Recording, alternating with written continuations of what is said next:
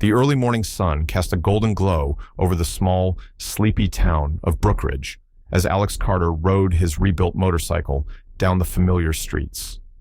The rumble of the engine echoed off the modest brick buildings, stirring memories of the town he had left behind years ago. A decorated combat veteran, Alex had spent the last decade serving overseas, forging a career in the military that had both defined and haunted him. Now, with his deployment days behind him, he was eager to reconnect with his roots and the people who had shaped him.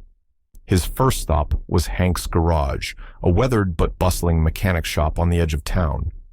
The shop had been a haven for Alex during his restless teenage years, and Hank, the grizzled but kind-hearted owner, was more than a mentor. He was family. Alex grinned as he pulled into the lot, memories of late-night tinkering sessions flooding his mind. He parked his bike and stepped inside, the smell of motor oil and burnt rubber instantly familiar. "Alex Carter, back from the war!" Hank's booming voice filled the garage as he emerged from beneath the hood of an old pickup truck. His face broke into a wide smile, though his eyes carried a shadow of weariness. "I was starting to think you'd forgotten about us small-town folk." "Not a chance, Hank." Alex clasped his old friend's grease-streaked hand and pulled him into a bear hug. "How could I forget the guy who turned a pile of junk into my prized bike?" Hank chuckled, but the sound lacked its usual warmth. Alex noticed it immediately. Hank looked thinner, his face lined with worry. His usual easygoing demeanor seemed replaced by something heavier. "Everything okay?" Alex asked, leaning against the workbench. Hank hesitated, wiping his hands on a rag. You know how it is. Business ain't what it used to be, and, well, some folks don't make it any easier." Before Alex could press further, a loud crash from the back of the shop startled them both. Hank flinched, his eyes darting toward the noise. "Just a minute," he muttered, hurrying off. Alex followed, his instincts kicking in. In the back alley, a burly man in a leather jacket stood over a stack of toppled crates, his face twisted in irritation. A gleaming motorcycle with a Skull and Flames decal was parked nearby, and two other men loitered behind him, their sneers as sharp as their switchblades. "Rick Grayson," Hank muttered under his breath. "What the hell are you doing here?" Rick Steele Grayson turned, his smirk widening at the sight of Hank. "Just checking in, Hank, making sure you haven't forgotten about our little arrangement." "I haven't forgotten," Hank said tightly. "You'll get your money." Alex stepped forward, his presence commanding. "Who's this?" Rick sized him up, his eyes narrowing. "And who the hell are you?" "A friend," Alex replied, his tone calm but firm. "Is there a problem here?" Rick snorted. "Not unless Hank here thinks he can skip out on his debt. But I guess he's got his soldier boy to play hero now." Hank held up his hands. "I'll take care of it, Rick. Just give me a little more time." Rick leaned in close, his voice dripping with menace. "Time's up, old man. Pay what you owe, or we'll start collecting in other ways." Alex's fist clenched, but he forced himself to stay composed. "Leave him alone," he said evenly. "Whatever he owes, I'll help him settle it." Rick laughed, a cold, grating sound. "You don't get it, do you? This isn't just about money. It's about respect. And right now, Hank here is in the red." With that, Rick signaled to his men, and they mounted their bikes, revving their engines loudly before tearing out of the alley. Alex watched them go, his jaw tight. "What the hell was that about?" Alex demanded once they were gone.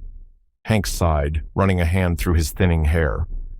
"It's a long story. A few months back, I had some unexpected bills.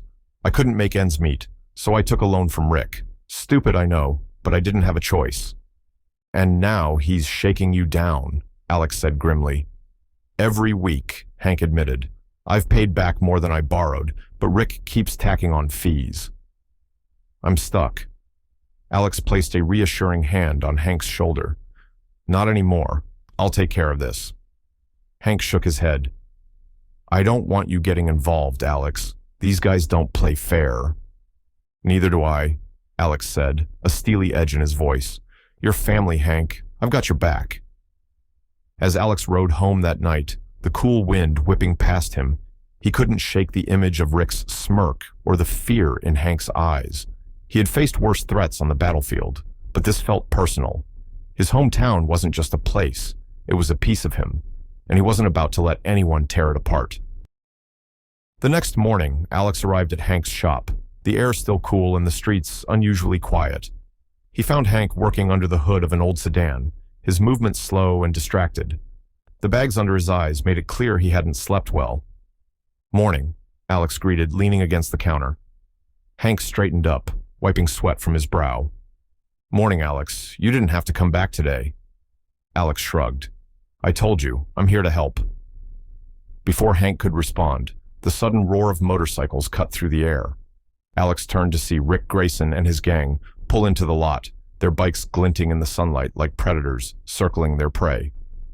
Rick dismounted, his smirk firmly in place, and the other gang members followed suit, swaggering toward the garage. "Well, well, if it isn't the soldier boy," Rick drawled, his voice dripping with mockery. "Didn't think we'd see you again so soon." "Guess I just couldn't stay away," Alex replied evenly, stepping in front of Hank. Rick's eyes narrowed.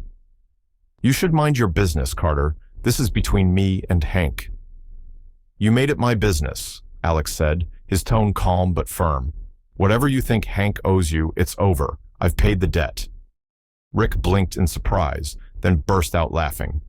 "You think this is about the money? It's about sending a message. Nobody gets to stiff me, and nobody gets to play the hero without consequences." One of Rick's men, a tall, wiry guy with a scar running down his cheek, stepped forward. "Why don't we show him what happens to heroes?" "Stand down," Alex said, his voice low but commanding. "You don't want to do this." Rick grinned. "Oh, I think we do." The gang began to close in, their aggressive postures unmistakable. Alex shifted his weight, his muscles coiling like a spring. Years of combat training surged to the forefront of his mind, and he mentally mapped out every move he would need to neutralize the threat. "I'm giving you one chance to walk away," Alex said, his eyes locked on Rick. Rick sneered. "Or what?" Alex didn't answer. Instead, he stepped forward, his movements precise and deliberate. Before Rick could react, Alex grabbed his wrist, twisted it sharply, and sent the gang leader sprawling to the ground. The other gang members hesitated for a split second, just long enough for Alex to position himself between them and Hank. "You want to try me next?" Alex asked, his voice cold and steady. The gang members exchanged uneasy glances, but Rick, furious and embarrassed, scrambled to his feet. "You'll regret that," he spat. "We're not done here." "Anytime, anywhere," Alex replied. Rick motioned for his men to follow him, and they retreated to their bikes. Before they rode off, Rick pointed a finger at Alex. "This isn't over, Carter. You've just made the biggest mistake of your life." As the gang roared away, Alex turned to Hank, who was visibly shaken. "You didn't have to do that," Hank said. "Yes, I did," Alex replied. "They'll be back, but so will I. We'll handle this together." Later that evening, Alex sat on the porch of his small rental house, the cool night air doing little to ease the tension simmering in his chest. The confrontation with Rick had stirred something in him, something he hadn't felt since his days in combat. He wasn't afraid, but he knew the situation was far from resolved. The sound of motorcycles shattered the silence, and Alex's stomach tightened. He stood, grabbing a heavy wrench from his tool bag, and stepped into the yard. Moments later, Rick and his gang rolled up, their headlights cutting through the darkness like predators' eyes. "Evening, Carter," Rick called out, dismounting his bike. His men followed suit, spreading out in a semicircle. "Didn't think you'd be back so soon," Alex said, his voice steady. Rick smirked. "Told you this wasn't over. You think you can humiliate me in front of my guys and get away with it?" Alex didn't respond. Instead, he held his ground, his grip tightening on the wrench. Rick gestured to his men. "Teach him a lesson." The gang advanced, and Alex moved like lightning. He swung the wrench at the first man who lunged at him, striking him in the knee and sending him crumpling to the ground. Another man swung a chain at Alex, but he ducked and countered with a sharp elbow to the ribs. For every move Alex made, it seemed another gang member was ready to take his place. The fight was chaotic, brutal, and unrelenting. Alex's military training gave him an edge, but the sheer number of opponents began to wear him down. A sharp blow to his side made him stumble, and he barely had time to recover before another gang member charged at him. "Enough!" Rick barked, stepping forward. Alex, breathing heavily and bleeding from a cut on his temple, glared at Rick. "This is your last chance, Grayson. Walk away." Rick laughed coldly. "You're done, Carter." Just as Rick raised a crowbar to strike, the distant roar of engines filled the air. Rick paused, his expression shifting from triumph to confusion. The sound grew louder, and moments later, a dozen motorcycles rolled into view. The newcomers dismounted their bikes in unison, their movements synchronized and disciplined. Alex recognized them immediately, his old unit from the military. "Well, isn't this a surprise?" said Captain Sam Hayes, his commanding officer and close friend. He stepped forward, his presence radiating authority. "Looks like we showed up just in time." Rick hesitated, his confidence visibly shaken. "Who the hell are you?" "We're the people who are going to make sure you leave this man alone," Sam said, his tone ice cold. Rick glanced at his men, who were already faltering. The sight of Alex's unit, trained, battle-hardened, and clearly ready to fight, was enough to drain the fight out of them. "This isn't over," Rick growled, but his voice lacked conviction. "Yes, it is," Alex said, stepping forward. "Hank doesn't owe you anything, and if I see you or your crew near him again, you'll have a lot more to worry about than me." Rick scowled, but he knew he was beaten. He motioned for his gang to retreat, and they quickly mounted their bikes and roared away into the night. As the dust settled, Alex turned to his old unit. "What are you guys doing here?" "Veterans reunion," Sam said with a grin. "We heard you were back in town and figured we'd pay you a visit. Looks like we showed up at the right time." Alex smiled, the tension in his shoulders finally easing. "I owe you one." "Anytime, brother," Sam replied. The group spent the rest of the evening at Hank's shop, sharing stories, laughter, and camaraderie. For the first time in a long time, Alex felt truly at home. As dawn broke over Brookridge, Alex stood outside the garage, watching the sunlight creep over the horizon. Hank joined him, a cup of coffee in hand. "Thank you, Alex," Hank said quietly. "I don't know how I'll ever repay you." "You already have," Alex replied. Together, they stood in silence, the promise of a new day washing over them. For Alex, it wasn't just about protecting his friend.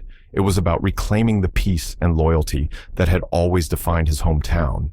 And for Hank, it was about starting fresh, free from the shadows of fear and intimidation. The road ahead might still hold challenges, but for now, they could breathe easy, knowing they had each other's backs. Thank you for joining us on this thrilling journey of resilience, justice, and redemption. Alex's story reminds us that true courage often lies in standing up for others, even in the face of overwhelming odds. It's a testament to the power of loyalty, the strength of community, and the impact of using your skills to fight for what's right. If this story moved you, don't forget to leave a comment below. We'd love to hear your thoughts. Make sure to hit the subscribe button and tap the bell so you never miss another powerful story from Hopeful Horizon. And let us know where you're listening from. We love connecting with our community from all over the world. Until next time, stay hopeful, stay inspired, and never stop fighting for what truly matters.